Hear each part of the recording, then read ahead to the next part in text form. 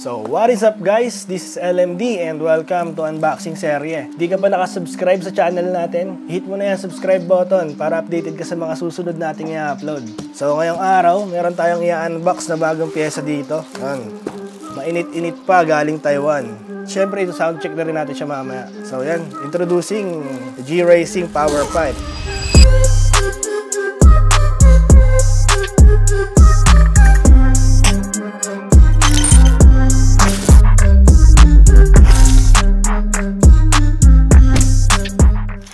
So ayun, disclaimer lang, hindi nga pala sponsored tong video na to ng any brand. Binili talaga natin tong pipe na to para ikabit sa NMAX natin since naghahanap naman talaga tayo ng pipe para sa motor natin. Shoutout nga pala sa G-Racing Quezon City. Doon natin nakuha tong napakagandang pipe na to. Yun o. Yun, naabutan natin to. Last stock na yata to. Alright, huwag na natin patagalin pa at i-unbox na natin tong G-Racing Power Pipe. Okay, let's go. Unbox na natin to. Okay, gamit tayo ng cutter. Ba natin to bubuksan? Kaya natin. Nakasil pa siya ng maayos talaga. Ingat-ingat, baka masugat. Secured na secured talaga yung pagkakapackage ng ating power pipe. Yan.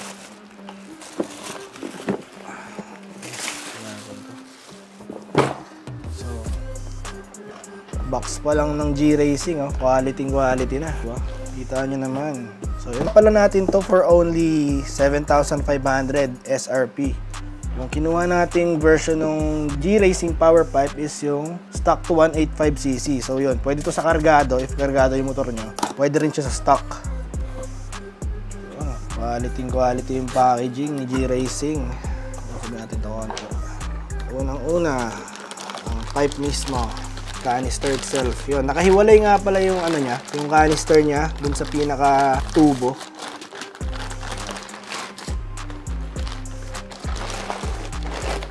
G-Racing. Makinis na makinis.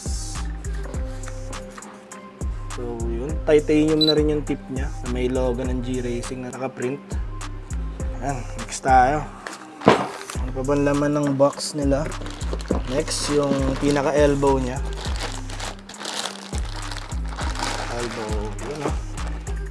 Ang size ng elbow nito is 28mm. Same din siya sa stock. Okay. Meron na rin siyang bang sensor na kasama. At yung ating heat guard. Heat guard. Nakaiba yung design ng heat guard ni G-Racing. At yung screw para sa heat guard. Meron na kasamang screw. Ito natin dyan. Kita ba? Nagpa-focus ba? Spring ba tawag dito? Yung pang-lock mismo sa elbow tsaka sa canister. Meron na rin siyang kasamang washer at dalawang screw. Okay. Ito natin dyan. So yan, let's go! Kabit na natin tong G-Racing sa ating NMAX V2. Excited na ako marinig kung paano tumunog tong pipe na to.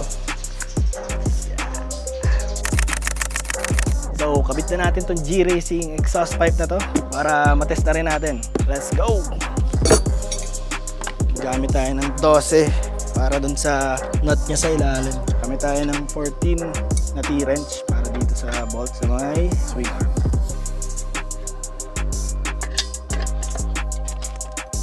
Stock pipe out. So yan, tagal na natin yung stock pipe. So first na ikakabit muna natin is yung elbow niya. Ang advantage sa ganitong klaseng pipe na magkaiwalay yung elbow tsaka sa canister, mas madali siyang ikabit kasi pwede mong unahin tong ano muna, elbow. Saka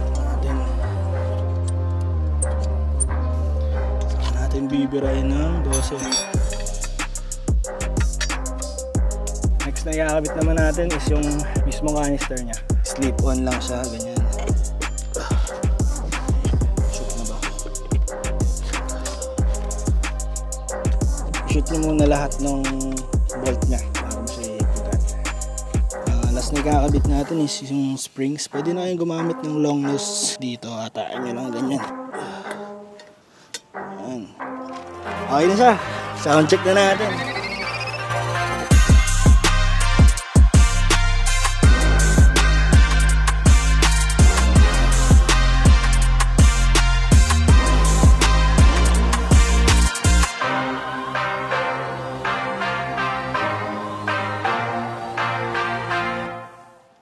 So yun, nakabit na natin yung power pipe. Ito na yung pinakahihintay ko. Sound check. Moment of truth.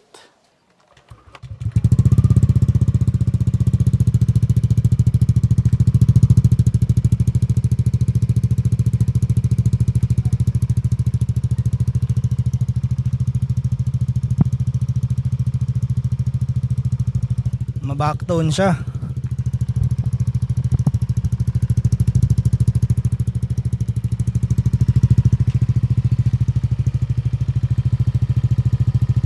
Medyo maganda yung backtone niya.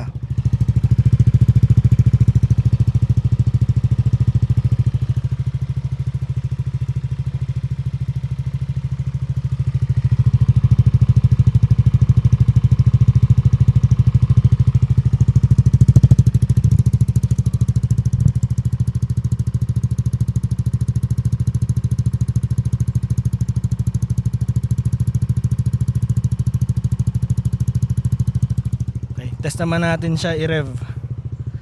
Bombay natin.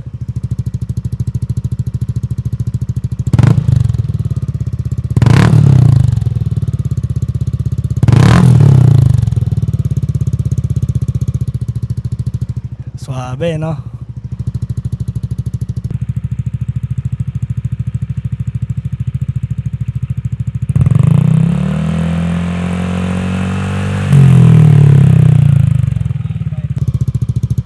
Grabe yung backtone niya, guys.